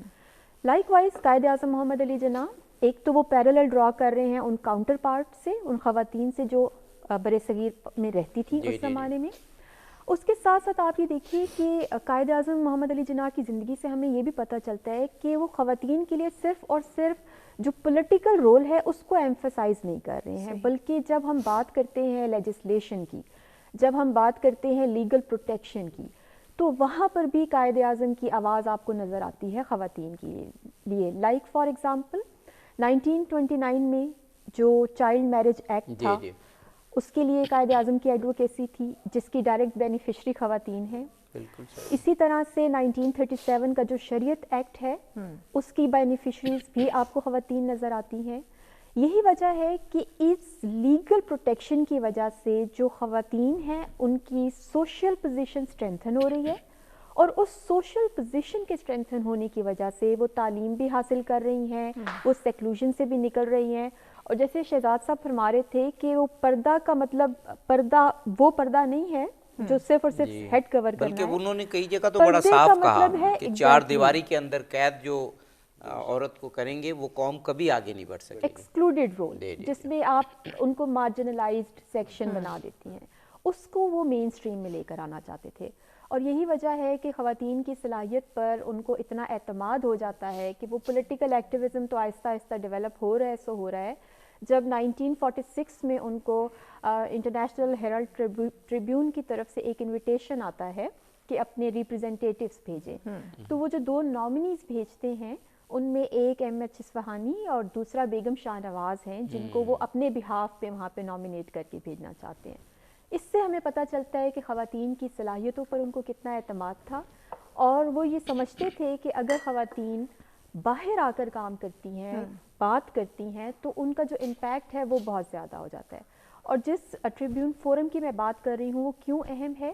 وہ اس لیے اہم ہے کہ وہ اس تصور کو بھی توڑنے کے لیے بہت ضروری تھا کہ جو مسلم خواتین ہیں ہندوستان میں رہنے والی، وہ کسی بھی صورت ہندو خواتین سے پیچھے ہیں، یا ایک یہ مسکنسیپشن کہ خواتین کو محدود رول دیا جاتا ہے، اس سے بھی ہم باہر آتے ہیں۔ جی بالکل، اور قائد اعظم نے ڈاکٹر صاحب بہت مرتبہ خواتین کے حوالے سے، تو مجھے ان کا ایک کال تو جب میں پڑھتا ہوں تو ڈاکٹر صاحبہ میں اتنا انسپائر ہو جاتا ہوں کہ کتنا وہ ہسٹری کو اور خود اسلام کی تعلیمات کو سمجھتے تھے، کہ وہ کہتے ہیں کہ دنیا میں کہا جاتا ہے کہ دو طاقتیں ہیں، ایک قلم کی طاقت اور ایک تلوار کی طاقت، لیکن قائد اعظم کہتے ہیں میں یہ کہتا ہوں کہ ایک تیسری طاقت بھی ہے اور وہ عورت ہے، اور پھر آگے جا کے کہتے ہیں کہ عورت ایون سٹرونگر ہے ان دونوں سے، کیونکہ وہ فیصلہ کرتی ہے، اس کی تربیت فیصلہ کرتی ہے کہ کہاں قلم استعمال کرنا ہے اور کہاں تلوار استعمال کرنی ہے۔ یہ میں نے کال جب قائد اعظم کا پڑھا اور ہسٹری میں اس کی مثالیں تلاش کیں تو واقعاً یعنی قائد اعظم نے تو عورت کو اس لحاظ سے قلم سے، تلوار سے، تلوار کی دھار سے، قلم کی نوک سے سب سے سٹرونگر ثابت کر دیا۔ جی بالکل، اور اس کی وجہ یہ کہ ہمارا ایک فیملی سیٹ اپ ہے۔ آپ دیکھیں ہمارے ہاں جو فیملی ہے وہاں پہ ماں کا جو ایک اثر ہے، اس کا ماں کی تربیت کا اثر، وہ جو ہے بہت نمایاں ہوتا ہے کسی بندے کی پرسنالٹی میں۔ اور پھر اسلام جو ہے خود ماں کو ایک درجہ دیتا ہے، عورت کو ایک درجہ دیتا ہے، اور اس کی وجہ سے ہماری زندگیوں میں ہماری ماؤں کا رول بہت زیادہ ہوتا ہے۔ اور ایک اس لیے کہتے ہیں کہ ایک عورت کو پڑھاتے نہیں ہیں آپ، بلکہ آپ ایک پوری نسل کو پڑھا دیتے ہیں۔ تو جناح اس بات کو ریئلائز کرتے تھے کہ خواتین جو ہیں جب تک ان کو اس میسج کی سمجھ نہیں آئے گی کہ پاکستان یا مسلمانوں کے حقوق جو ہیں وہ ہمارے لیے کتنے ضروری ہیں، ہم تب تک اپنے جو ینگسٹرز ہیں، جو ہمارے ووٹرز ہیں، ہم ان کو کنونس نہیں کر سکتے۔ اور اس کی مثال آپ دیکھیں کہ جب 1946 میں سول ڈس اوبیڈینس سٹارٹ ہوتی ہے تو NWFP میں پشاور میں جو خواتین نے جس طرح سے موبلائز کیا وہ مارولس ہے کہ پردہ میں رہتے ہوئے انہوں نے گھروں کی چھتوں سے دوسری جگہوں پہ محلے میں اپنے مردوں کو، اپنے نوجوان بچوں کو فورس کیا کہ تم باہر جاؤ، مسلم لیگ کے لیے کام کرو۔ لاہور میں اگر آپ دیکھیں تو وہاں پہ حالانکہ لاہور جو ہے آپ سمجھ لیں کہ مسلم اسٹوڈنٹ فیڈریشن کا گڑھ رہا ہے، یہاں پہ ان کی آرگنائزیشن بہت سٹرونگ بن گئی تھی، اور اس کے باوجود جب سول ڈس اوبیڈینس سٹارٹ ہوتی ہے تو اس وقت ایک لڑکی جو ہے، نوجوان لڑکی، وہ سیکریٹریٹ کی چھت پہ چڑھی اور یونین جیک کو اس نے کیا بات پل ڈاؤن کر دیا۔ وہ تو ہسٹری کے ایک جس کو کہتے ہیں کہ مائل سٹونز میں سے ایک قرار دیا گیا۔ جی بالکل، اور آپ یہ جناح کا ایک اب یوں سمجھ لیں کہ اس کی سیاسی بصیرت ہے کہ خواتین کو اگر ہم آگے پش کریں گے تو ہماری یوتھ اور ہمارے جو ووٹرز ہیں وہ سامنے آئیں گے۔ اور دوسری بات یہ ہے کہ وہ اس چیز کو اس وقت ان کو احساس تھا، کیونکہ پبلسٹی اینڈ پروپیگنڈا یہ کتنا ضروری ہے۔ میں نے پہلے ویمن سب کمیٹی کی بات کی تو ویمن سب کمیٹی جو ہے اس کے members he publicity and propaganda wing کے بھی ممبر تھے، جو کہ ڈائریکٹلی میگزینز میں، نیوز پیپرز میں آرٹیکل لکھتے تھے، اور وہ آرٹیکلز جو ہیں لائک سم ٹائم آپ یوں سمجھ لیں کچھ آپ کو ناموں کے بغیر ملتے ہیں اور کچھ باقاعدہ ود نیم ملتے ہیں، جو کہ مسلم لیگ کے پبلسٹی اینڈ پروپیگنڈا ونگ نے پبلش ڈاکٹر صاحب ہم ایک بریک لینا ہے، بریک کے بعد انشاءاللہ ایگزیکٹلی ناظرین ہمارے ساتھ رہے گا، یہ خوبصورت ڈسکشن کے سلسلے کو ہم آگے بڑھائیں گے، لیکن اس شارٹ بریک کے بعد دیکھتے رہیں سچ سویرا۔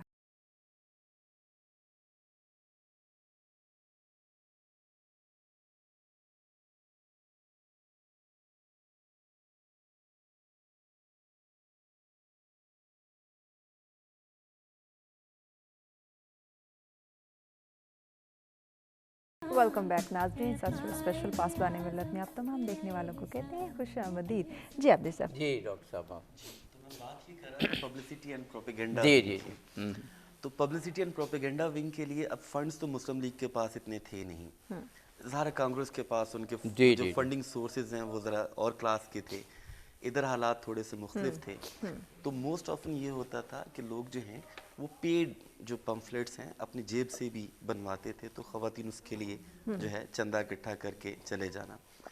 دوسری چیز جناح نے اپنا وقت اس پہ جو دیا یوتھ پہ اور خواتین پہ، اس کے لیے میں آپ کو چھوٹا سا ایک واقعہ سناتا ہوں کہ محمد نعمان جو کہ چیف آرگنائزر بھی رہے ہیں، پہلے چیف آرگنائزر تھے آل انڈیا مسلم اسٹوڈنٹ فیڈریشن کے. صحیح. تو جب وہ ملنے جاتے، جناب واز مچ بزی پرسن، اتنا آسان نہیں تھا ان سے ٹائم لینا.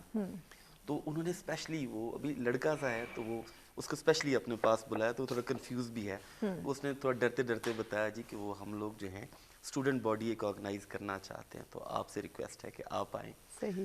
تو جناح نے آؤ دیکھا نا، تو کوئی اپنا اسکیجول نہیں دیکھا، انہوں نے صرف اس کو ہاں کر دی، okay fine go ahead.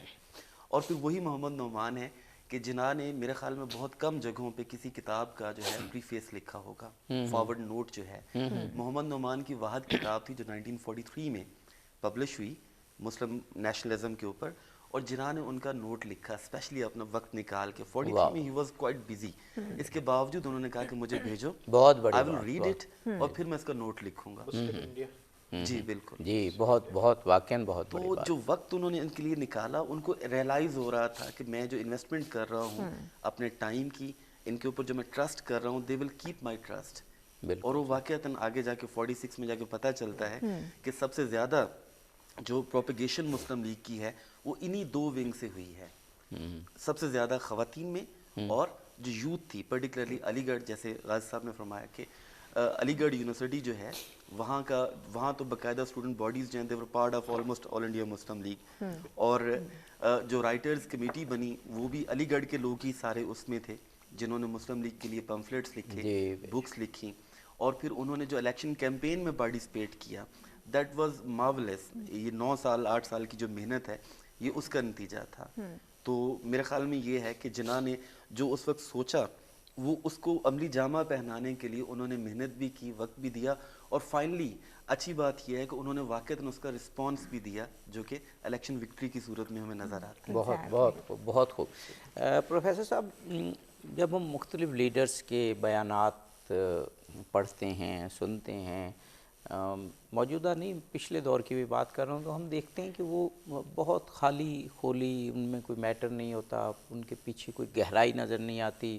Just ایک مبارکباد ہے، آپ کو اس موقع پہ مبارکباد دیتے ہیں، آپ بہت اچھے ہیں، آپ کی بڑی ضرورت ہے. لیکن قائد اعظم محمد علی جناح کی آپ کسی موقع پہ بیان پڑھ لیں تو یا تو وہ ڈرافٹ خود لکھتے تھے، لکھواتے تھے، یا میں نے یہ پڑھا کہ کئی جگہ پہ انہوں نے 2 ڈرافٹ لکھوائے اور ان میں سے پھر ایک منتخب کیا.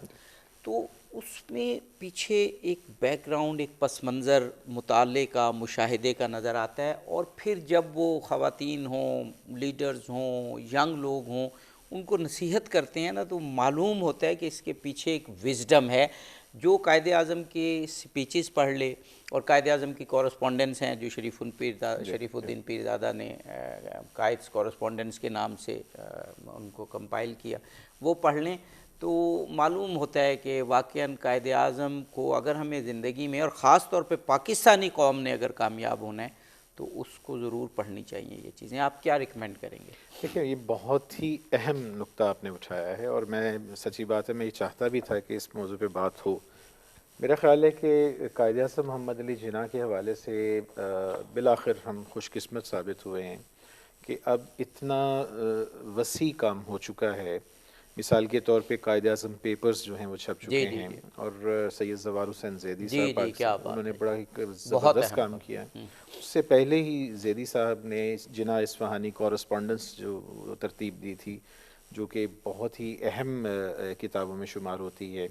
بے شمار ایسے ہمدرد یونیورسٹی آرکائیوز ہیں، اسی طرح ہمارا NDW ہے، اور نیشنل آرکائیو، ہر جگہ کافی سارا مواد اب آ چکا ہے.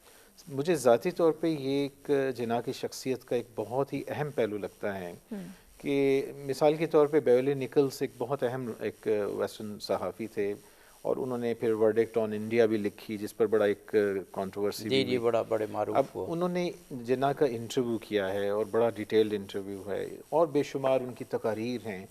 میں ایک چیز بڑے ہی اعتماد کے ساتھ آپ کے سامنے یہ پیش کر سکتا ہوں کہ جناح نے کوئی بھی بات رینڈملی نہیں کی ہے. بہت صحیح. یہ ان کے مخالفین بھی مانتے تھے. اب آ جائیں اس بات پہ کہ آخر یہ کیسے ممکن ہوا، یہ کہ وہ جناتی ایک شخصیت تھے، وہ کیسے کر لیتے تھے.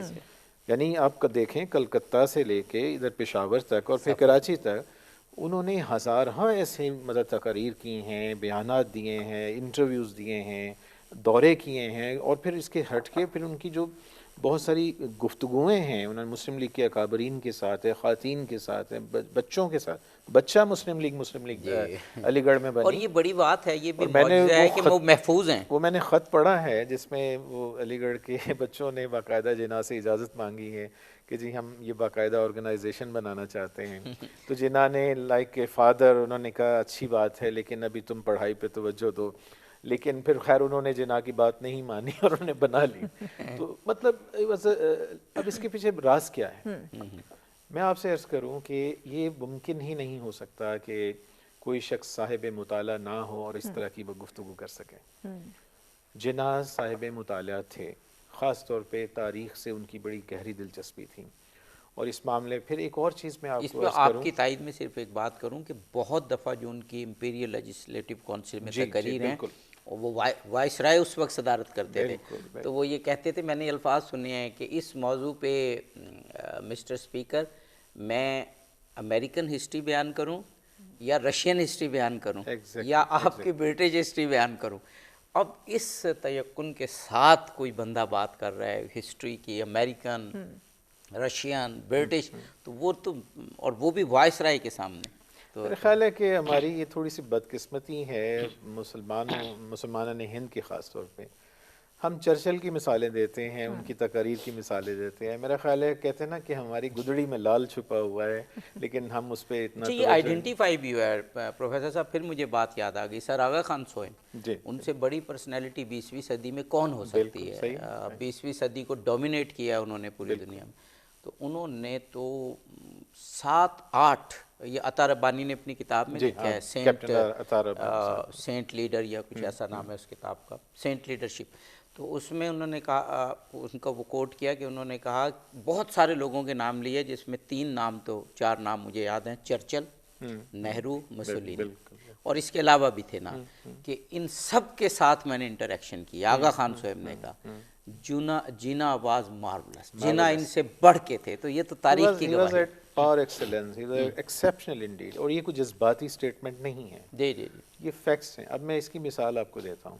میرا خیال ہے کہ جناح ایک ایسی سٹیج پر آ چکے تھے کہ وہ ان بائس تھے، وہ ہی واز ابو بورڈ، یعنی لارجر دین لائف جو شخصیت ہوتی ہے. تو اس میں اہم بات یہ تھی کہ وہ مطالعے کے بہت شوقین تھے، جب بھی انہیں وقت ملتا تھا تو مطالعہ کرتے. میں آپ کو اس میں ایک اور بڑا ایک نفیس اور ایک لطیف سا نقطہ یہ ہے کہ ہم جانتے ہیں کہ جناح کے مذہبی نظریات اور عقائد کے بارے میں اکثر یہ ڈیبیٹ چلتی رہی ہے، شروع سے ان کی زندگی میں بھی چلتی رہی. تو یہ دلچسپ بات ہوگی آپ سے ناظرین کے لیے بھی خاص طور پہ کہ ان کی جو تحریک پاکستان کے زمانے میں اس بات کے شواہد موجود ہیں کہ ان کی جو بیڈ ٹائم بکس میں 2 کتابیں عموماً ان کی بیڈ ٹائم بکس میں شمار ہوتی تھیں. ایک علامہ شبلی نعمانی کی اردو میں جو الفاروق، جو کہ حضرت عمر فاروق کے دور خلافت کے حوالے سے تھا، اور دوسری جو ہے وہ سید امیر علی کی دی اسپرٹ آف اسلام. بالکل. اور یہ اچھا، اس سے یہ بات بھی ثابت ہوتی ہے کہ مطالعہ کے حوالے سے جناح جو تھے وہ متعصب نہیں تھے. جی جی جی، اور ان چیزوں سے بہت آگے جا جی، بہت صحیح آپ نے بات. ایک اہم بات یہ ہے جب مطالعہ آدمی کرتا ہے تو پھر تو وہ ہر چیز پڑھتا ہے نا، اور ہر پازیٹیو اور پروڈکٹیو چیز پڑھتا ہے. اور دوسری چیز وہ اخبارات کا بہت عمیق مطالعہ کرتے تھے. ڈاکٹر صاحب ہمیں ایک بریک لینا ہے، بریک کے بعد پھر ہمارے پاس وقت کم ہوگا. تینوں شخصیات سے ہم کہیں گے اپنے پورے پروگرام کی گفتگو کو خلاصہ اور اس کو کمپائل کرنے کے لیے ذہنی طور پر تیار رہیں. ایگزیکٹلی. ناظرین ہمارے ساتھ رہیے گا، ملتے ہیں ایک شارٹ بریک کے بعد.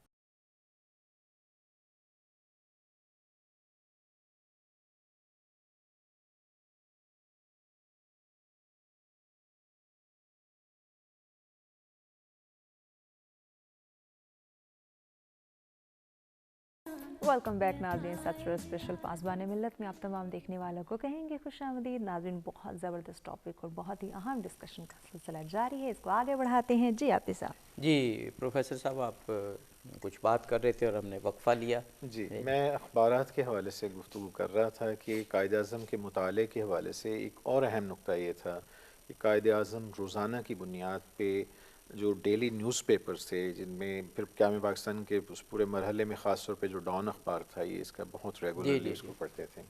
اور انہوں نے صرف خود مطالعہ ہی نہیں کیا بلکہ اس کے لیے باقاعدہ وہ ہائی لائٹرز ان کے پاس ہوتے تھے، ایک ایک چیز کو بڑے بغور اس کو پڑھتے اور پھر اپنے جو فالوورس، یہ بڑی اہم چیز ہے کہ انہوں نے ان کی بھی تربیت کی، ان کو موٹیویٹ کرتے تھے، نوجوانوں کو خاص طور پہ، کہ تم پڑھا کرو اور روزانہ اخبارات کو دیکھا کرو اور پھر عالمی حالات کے ساتھ بھی اس کو آپس میں اس کا کمپیریزن کیا کرو. یہ چیز جو ہے میں سمجھتا ہوں کہ قائد اعظم جناح کی شخصیت اور ان کی قیادت کی ایک کرشمہ سازی بھی کہی جا سکتی ہے. بے شک. اچھا، خواتین کے حوالے سے میں ایک بات ضرور شیئر کرنا چاہتا ہوں ضرور. کہ کسی شخص کا جو رویہ ہوتا ہے وہ بڑا اس کی آئینہ دار ہوتا ہے اس کی پھر جو اس کی پرفارمنس پر، یعنی آپ کا جو ورلڈ ویو ہے وہ کیا ہے. تو خواتین کے حوالے سے جناح کا جو ورلڈ ویو تھا انتہائی نفیس اور ایک بہت ہی متوازن تھا. قیام پاکستان کے فوری بعد کا واقعہ ہے کہ جو یہ قائد اعظم کے اے ڈی سی تھے آفتاب، یہ انہوں نے یہ اس کے راوی ہیں. تو وہ اس طیارے میں آئے تھے جس میں 5 افراد دہلی سے کراچی پہنچے تھے قیام پاکستان سے تھوڑا ایک دن پہلے. اب ان کی مسز بعد میں آئیں، وہ سیدھے پنڈی چلی گئیں. اب وہ ان سے ٹیلی فون پہ گفتگو کر رہے ہیں اور گورنر جنرل ہاؤس میں کوریڈور میں گفتگو کر رہے ہیں، تو درمیان میں کچھ لائن کی خرابی اور ساری انٹرپشن کی وجہ سے تو کہیں پہ انہیں لاؤڈ بولنا پڑ رہا ہے. اتنے میں جناح گزرے ہیں گورنر جنرل، اور فون ختم ہوا. آفتاب کس کا فون تھا؟ انہوں نے بتایا کہ مسز کا phone. Talk with the ladies gently. ایک جملے میں جو ہے وہ جناح نے اپنی پوری شخصیت اور پورا ان کا جو مائنڈ سیٹ تھا خواتین کے بارے میں وہ بیان کر ڈالا، اور پھر یہی نہیں تربیت کر رہے ہیں. بالکل صحیح. ڈاکٹر فوزیہ عمر صاحبہ، قائد اعظم کی ایک اور جو کوالٹی تھی یا ٹریٹ تھی جو لیڈرز میں بہت اہم ہوتی ہے کہ ان کی جو کمیونیکیشن ہے وہ بڑی پرخلوص ہونی چاہیے. یہاں پر قوم کو یہ معلوم ہو جائے کہ یہاں پر لیڈر ہم سے سنسیئر نہیں ہے، وہاں قوم کبھی بھی پیچھے نہیں چلتی، اور جو چلتے ہیں وہ پھر مفاد کے بنا پر چلتے ہیں جو لوگ ہیں. قائد اعظم وقت کے تقاضوں کو سمجھتے ہوئے، خواتین ہوں یا یوتھ ہو یا قوم کے دیگر سیگمنٹس ہوں، ان کو بہت ہی سنسیئر ایڈوائس دیتے ہیں. اور خاص طور پر خواتین اور جب نوجوانوں سے مخاطب ہوتے ہیں تو بعض جگہ تو وہ یہ یوز کرتے ہیں ورڈ کہ میں آپ کو بڑی سنسیئر ایڈوائس دے رہا ہوں. اس میں ایک وقت کے تقاضے ہیں. وہ جو قیام پاکستان کے فوراً بعد طلباء کو کہتے ہیں کہ آپ نے پریکٹیکل پولیٹکس میں اس طرح سے انوالو نہیں ہونا کہ کوئی آپ کو ایکسپلائٹ کر رہا ہو. اور کہیں کہیں میں نے دیکھا ہے وہ یہ حوالہ قائد اعظم نے دیا ہے کہ وہ وقت تھا کہ جب آپ کی ضرورت تھی اور ایک قوم کو موبیلائز کرنا تھا پاکستان کے لیے، لیکن ابھی آپ شعور تو حاصل کریں، اویئر ہوں ملکی سیاست سے، بین الاقوامی سیاست سے بلکہ آپ نے کہا، لیکن جو پہلا فرض ہے وہ تعلیم ہے. اور آج کل تعلیم جتنی ڈائیورسفائی ہو گئی ہے، میرا خیال ہے کہ یوتھ کو پیغام دینا چاہیے کہ ہمیشہ جو آپ کی تعلیم ہے، تربیت ہے، وہ ہم نے اس پہ ایک پروگرام کیا کہ تعلیم صرف تعلیم نہیں ہوتی، تربیت اور ٹریننگ اس کا حصہ ہوتی ہے. اس سے متعلق آپ فرمائیے. عابدی صاحب، آپ نے بالکل درست فرمایا کہ قائد اعظم محمد علی جناح کی لیڈرشپ کوالٹیز میں ایک بڑی اہم بات یہ بھی تھی کہ وہ ہر وقت کے حساب سے چیزوں کو دیکھ کے، سمجھ کے، اس حوالے سے اس کو اسٹریٹجائز کیا کرتے تھے. آپ نے ڈھاکہ اسپیچ 1948 کا حوالہ دیا جس میں محمد علی جناح صاحب اسٹوڈنٹس کو یہ کہتے ہیں کہ آپ کا پرائمری فوکس آپ کی تعلیم ہونی چاہیے، اور وہ بڑا فادرلی فگر کے طور پہ ایڈوائز کر رہے ہیں کہ میں you are very close to my heart, اور پچھلے 10 سال سے آپ دیکھ رہے ہیں کس طرح میں آپ کے ساتھ رہا ہوں، اور میں ایک بڑا ہونے کی حیثیت سے آپ کو یہ نصیحت کرتا ہوں کہ آپ کا پرائمری فوکس تعلیم ہونا چاہیے، and you should not be exploited by any political party one or the other, اور your main objective should be the fairness to yourself, to your parents, loyal to the state وغیرہ وغیرہ. اب یہ جو چیز ہے یہ مجھے یاد کرواتی ہے قائد اعظم محمد علی جناح کی جو ذاتی زندگی ہے وہ کس طرح سے وقت کے ساتھ ساتھ ایوالو بھی ہو رہی ہے، ٹرانسفارم بھی ہو رہی ہے. ہمیں نظر آتا ہے جی محمد علی جناح صاحب ایک ینگ بیرسٹر کے طور پر آتے ہیں جو لبرل ڈیموکریٹک ویلیوز سے بہت زیادہ متاثر ہیں، اور وہ ان ویلیوز کے ساتھ یہاں پر ہندوستان میں آ کر اپنے پروفیشنل کریئر کا آغاز کرتے ہیں، ایمرج ہوتے ہیں ایز این انڈین نیشنلسٹ. وہ یہ سمجھتے ہیں کہ ہندوستان میں اینٹی امپیریل اسٹرگل کے لیے ضروری ہے کہ تمام ہندوستان میں بسنے والے لوگ اپنے حقوق کے لیے آواز بلند کریں، اور اپنے لیے محنت کریں. لیکن وقت کے ساتھ ساتھ ان کو یہ ریئلائزیشن ہو جاتی ہے کہ یہ جو سلسلہ ہے ہندو مسلم یونٹی اچھا، کا. قائد اعظم کا جو دوسرا دور ہے، پہلے وہ انڈین نیشنلسٹ کے طور پہ سامنے آئے، دوسرا دور وہ کیسے کنورٹ ہوئے، بہت سے پروگرامز ہم نے بات کی، لیکن آپ سے بھی سنیں گے وقفے کے بعد. ایگزیکٹلی. ناظرین ہمارے ساتھ رہے گا، ملتے ہیں شارٹ بریک کے بعد.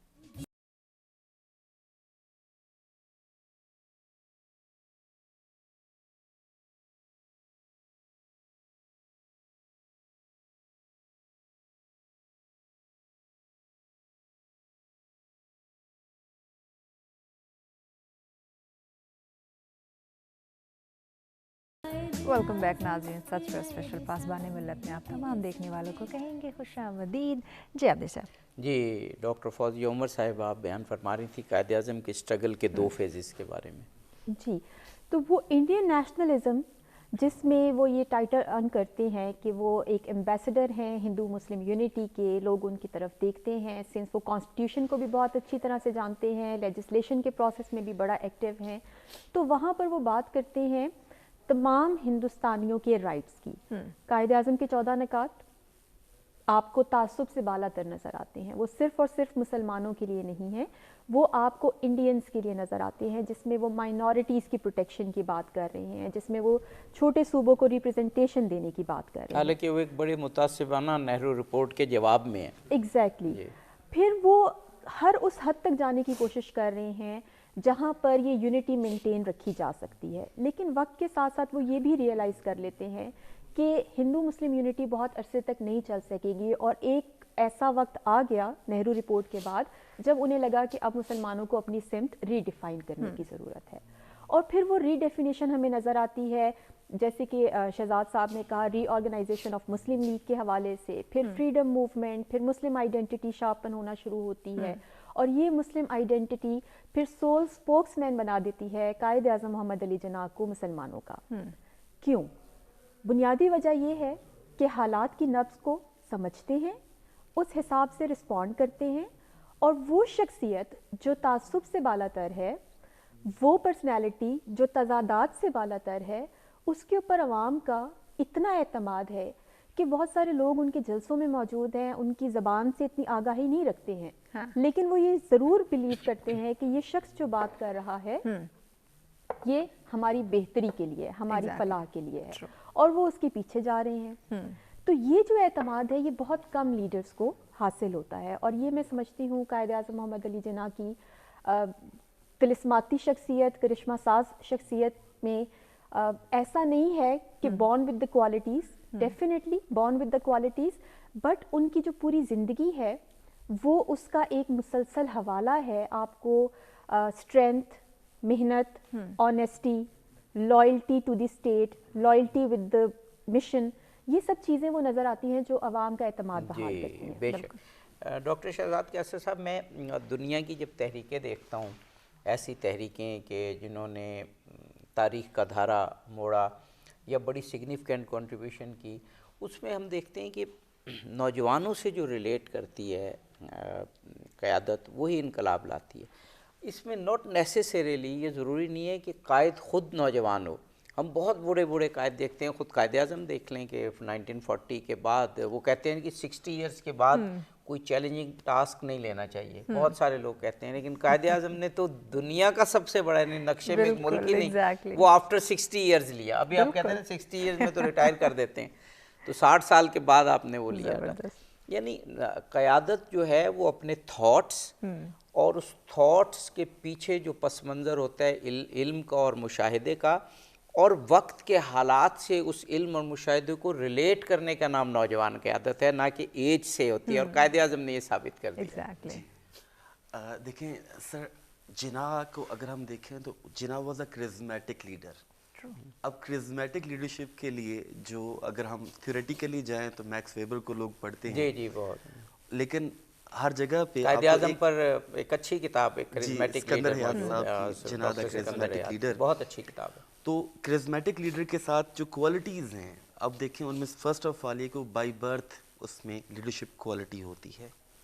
جناح میں بائی برتھ ایک لیڈرشپ کی کوالٹی پائی جاتی ہے. وہ ڈسپلنڈ تھے، اور کرزمیٹک لیڈر بھی ڈسپلنڈ ہوتا ہے اور سب سے زیادہ کمپوزٹ ہوتا ہے اپنے تھاٹ میں. Jinnah was composite, he was disciplined.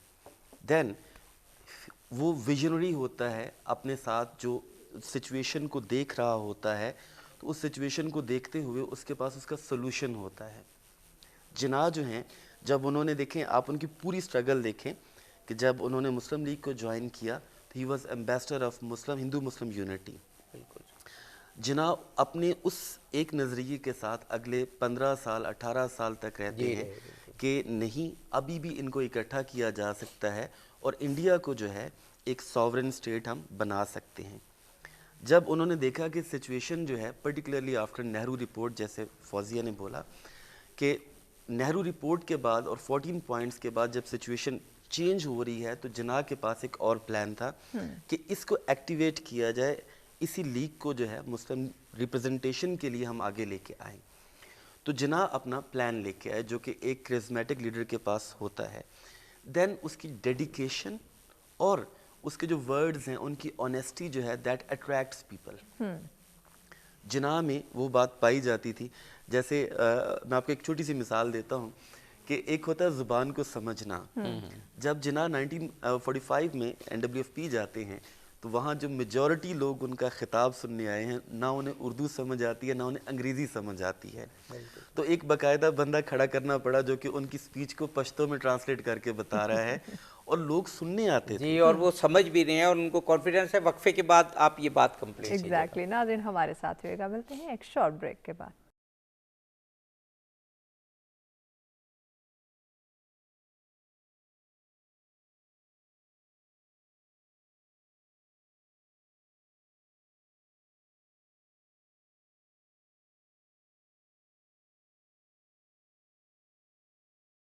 Welcome back ناظرین. 17واں اسپیشل پاسبان ملت میں آپ تمام دیکھنے والوں کو کہیں گے خوش آمدید. ہمیشہ کی طرح آج بھی بہت زبردست ٹاپک اور بہت ہی زبردست ڈسکشن کا سلسلہ بھی جاری رہا. آپ سب آخری سیگمنٹ ہے مہمانوں کی جی جی, قائد اعظم جس کو کہتے ہیں نا لیڈ بائی ایگزامپل, یعنی انہوں نے اپنی مثال سے اپنی قوم کا دل جیتا اور تبھی وہ ان کی قیادت میں انہوں نے ایک بہت بڑا ملک حاصل کیا معجزاتی طور پر. تو ڈاکٹر شہزاد کیسے صاحب قائد اعظم کی ایک مثال بیان فرما رہے تھے. تو میں یہ بتا رہا تھا کہ جب وہ پشاور گئے تو اب زیادہ تر لوگ اس زمانے میں جو آئے سننے کے لیے انہیں انگریزی نہیں آتی, اردو بھی بس نہیں آتی ایک طرح سے. تو باقاعدہ ایک بندہ ٹرانسلیٹ کرنے کو کھڑا کرنا پڑا کہ یہ کہہ رہے ہیں. لیکن بہت سارے ایسے تھے کہ جو صرف اس کو دیکھنا چاہتے تھے. اور یہ کرزما کی جو ہے آپ یوں سمجھ لیں کہ اس کی جو سکسیس ہے وہ یہ ہے کہ لوگ صرف اس کو دیکھ کے امپریس ہو جاتے ہیں. اور یہ بہت ساری جگہوں پہ ہوا, لائک پاکستان کانفرنسز جب ہوئی ہیں تو یہاں پنجابی ایریاز میں یہاں پہ بھی لوگوں کو انگریزی سمجھ میں نہیں آتی تھی. جی جی بالکل. لیکن لوگ صرف جناح کو دیکھنے آتے تھے, ایک جھلک دیکھ لینا ہی ان کے لیے کافی ہوتا تھا کہ یہ اعزاز ہے. تو انفیکٹ ان کی جو لیڈرشپ کوالٹیز ہیں, جناح کا جو کرزما ہے وہ بائی برتھ بھی ہے اور سرکمسٹانسز نے اس کو جو ہے ایویڈنٹ کر دیا. اور اسی وجہ سے آپ دیکھتے ہیں کہ ان کی ایک کال کے اوپر, آپ جیسے بچہ مسلم لیگ کی انہوں نے بات کی, چھوٹے چھوٹے بچے, اس کی باقاعدہ پوری کورسپونڈنس ہے, کچھ 100 کے قریب لیٹرز ہیں بچوں نے لکھے ہوئے جناح کو. اور مزے کی بات ہے کہ جناح نے ان کو رسپونڈ بھی کیا ہے اپنے اتنے بزی اسکیجول میں سے, ان کا ہر ایک رسپانس موجود ہے. یہ لیڈرشپ کی ایک بہت بڑی کوالٹی ہوتی ہے.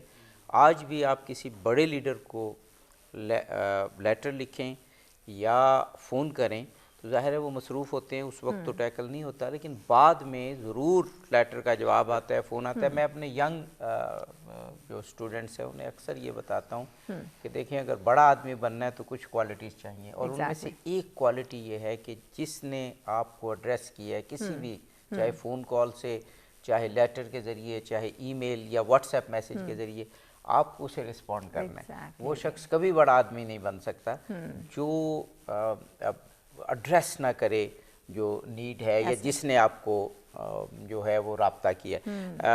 پروفیسر صاحب اب ہمارا بہت کم ٹائم رہ گیا, میسیج ہی کا ٹائم ہے, تو ینگ جنریشن کو موبیلائز کیے بغیر کوئی لیڈرشپ کامیابی حاصل نہیں کر سکتی. لیکن ینگ لیڈرشپ کو ایڈریس کرنے کے لیے کریکٹر چاہیے, مطالعہ چاہیے, جو مشاہدہ چاہیے.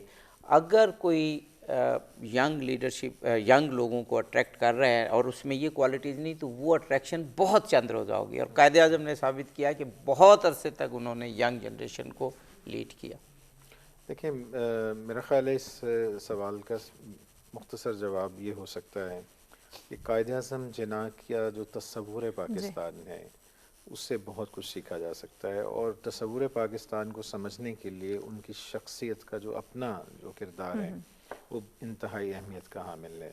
जैसे उनके तस्वुर पाकिस्तान में नौजवान कहाँ स्टैंड करते हैं, ख़वातीन का मकाम क्या हो सकता है, इसी तरह हमारे बहुत सारे अहम सवालात हैं जिनका हमारे माशरे से गहरा ताल्लुक़ है। जैसे इस्लाम का क्या मकाम हो सकता है, जदीद दुनिया के जो मसाइल हैं उनको एड्रेस कैसे किया जा सकता है, हमने आलमी सतह पे कैसे रिस्पॉन्ड करना है, हमने आलम इस्लाम के साथ कैसे करना है, हमने जमहूरियत के बारे में अपने तसव्वुरात क्या हैं।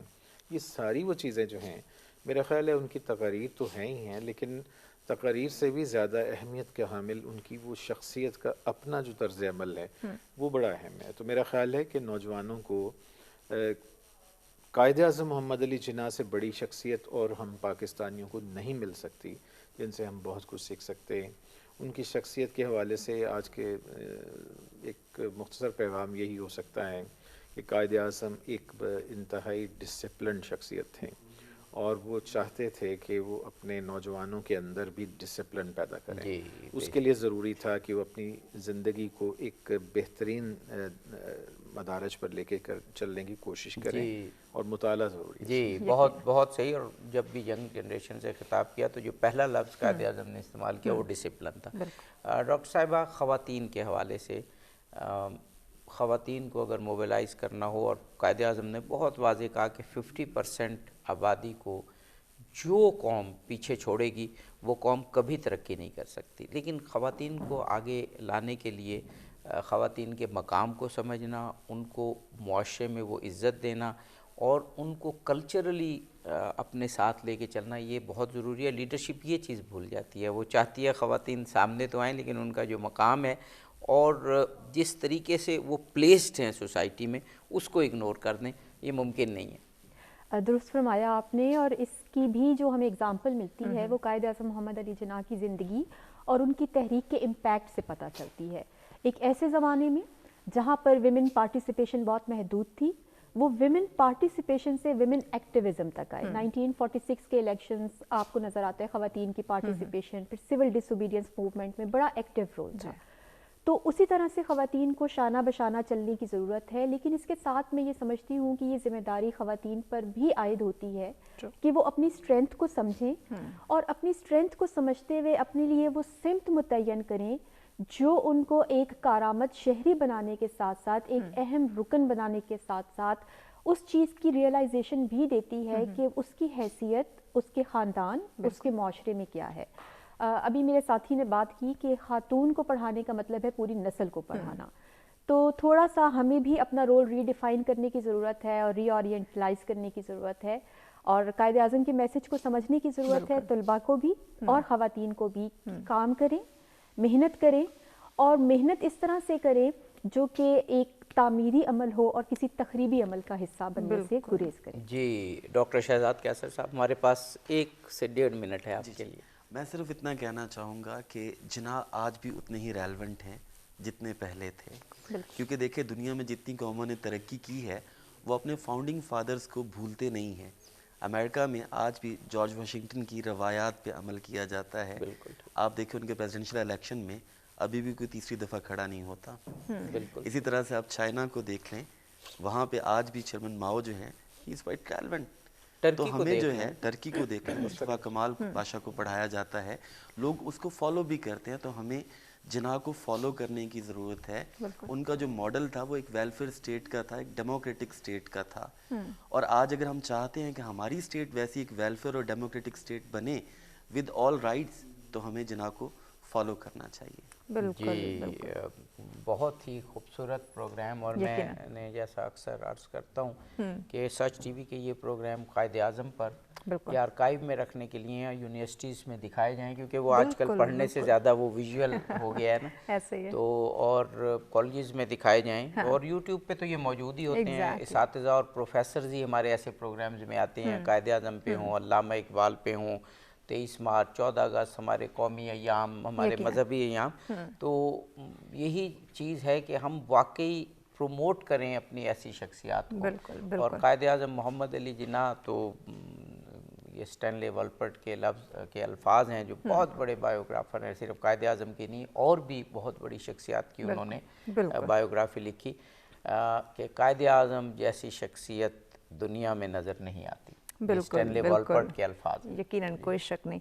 आप तमाम मुअज़्ज़िज़ मेहमानों का बहुत शुक्रिया वक्त देने का। नाज़रीन, यकीनन आज का प्रोग्राम आप लोगों ने देखा, इंतहाई अहम डिस्कशन रही। कल फिर आपके खिदमत में हाजिर होते हैं एक और ज़बरदस्त टॉपिक के साथ और कुछ और मुअज़्ज़िज़ शख्सियात के साथ। तब तक के लिए अपना और अपने प्यारों का बहुत ख्याल रखिएगा, और हमें दीजिए इजाज़त। अल्लाह ने के बाद।